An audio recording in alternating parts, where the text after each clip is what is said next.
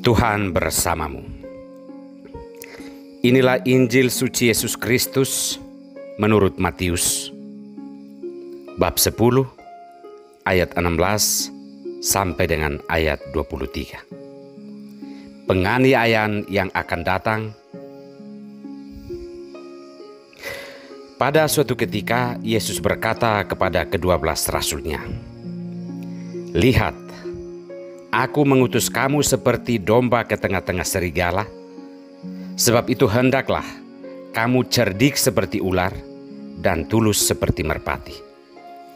Tetapi waspadalah terhadap semua orang, karena ada yang akan menyerahkan kamu kepada majelis agama, dan mereka akan menyesah kamu di rumah ibadatnya.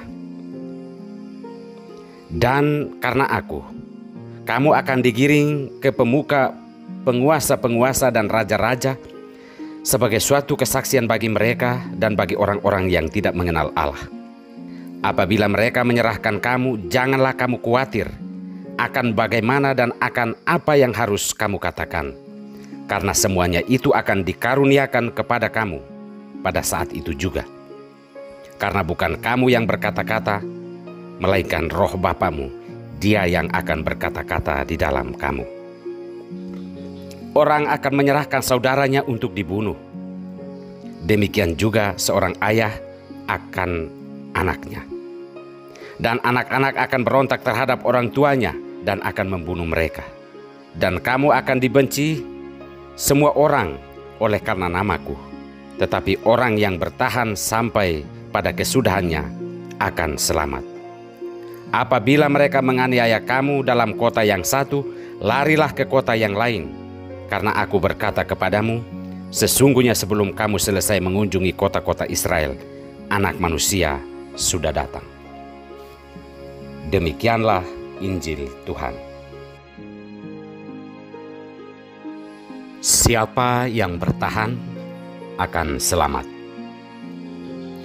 Inilah sampan bersama saya, Pater Domi Gevi SVD.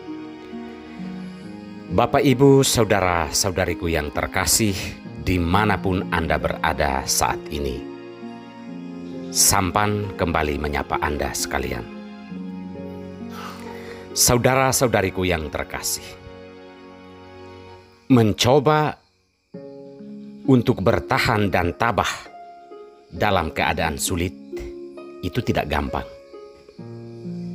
Yang gampang adalah menasehati orang untuk tabah dan bertahan dalam keadaan demikian. Maksudnya adalah menghadapi tantangan dan kesulitan itu selalu tidak mudah, siapapun. Kita bisa saja stres, putus asa, dan juga bisa berusaha untuk melarikan diri atau mencari jalan pintas agar melewati keadaan sulit tersebut. Kata bertahan dan tabah tentunya bukan tanpa arti dan makna. Tentunya hal itu baik, dan memang itu baik. Karena hanya orang yang mampu tabah dan bertahan dalam keadaan sulit, dialah yang akan menimba ketegaran dan kreativitas dalam menghadapi hidup. Untuk tujuan yang akan datang, hanya orang-orang tabah saja yang akan selamat. Saudara-saudariku yang terkasih, sabda Tuhan hari ini berbicara tentang pentingnya kita bertahan dalam situasi-situasi sulit. Yesus sendiri tidak menjanjikan kemulukan dan kemulusan dalam perjalanan hidup mengikutinya. Ia menggambarkan situasi dan keadaan dunia yang akan menjadi tempat perutusan ke-12 rasul. Seperti domba dihantar ke kandang serigala, itulah gambaran Yesus tentang situasi perutusannya. Ia menjelaskan bahwa akan terjadi disesah, digiring kepada para penguasa dan raja-raja, dibunuh, dan dibenci bahkan oleh keluarga sendiri. Ini artinya bahwa perjalanan mengikuti Yesus di jalan yang benar itu tidak akan pernah mudah. Tetapi Yesus menjanjikan jaminan terhadap para murid atau siapapun bahwa belajar bertahan dalam kesulitan dan keadaan penuh penderitaan untuk tetap berdiri di jalan yang benar yang ditunjukkan Yesus, orang itulah yang akan selamat. Kita belajar dari Yakub dan Yusuf. Ketika kehilangan Yusuf, Yakub merasakan kehilangan yang sangat besar. Namun hal itu tidak membuat Yakub berpaling kepada kesesatan hidup sebagai ungkapan kekecewaannya. Yusuf pun demikian. Walaupun dijual oleh saudara-saudara kandungnya sendiri, ia tetap bertahan, dan akhir dari ketabahan mereka adalah Yusuf menjadi orang besar di Mesir dan bisa menyelamatkan seisi keluarga, termasuk saudara-saudara kandungnya yang telah berlaku jahat terhadap dirinya. Sementara Yakub ia bersyukur kepada Allah karena diperkenankan untuk kembali berjumpa dengan Yusuf putranya yang telah hilang bertahun-tahun.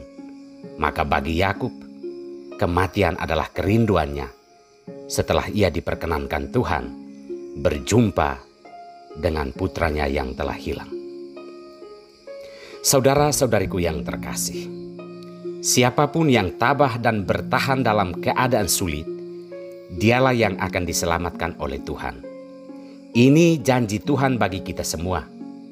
Memang mudah sekali menasihati orang untuk hidup tabah dan bertahan dalam keadaan sulit, namun bukan berarti bahwa kita tidak bisa melakukannya.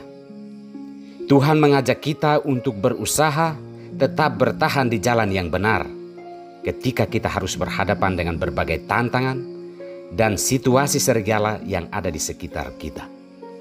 Kejahatan tidak akan pernah menang terhadap orang-orang yang hidup benar di hadapan Tuhan. Kejahatan hanya akan bersuka cita sebentar saja dalam hidup. Jika kita bertahan di jalan Tuhan, kitalah yang akan diselamatkan. Tuhan memberkati kita semua.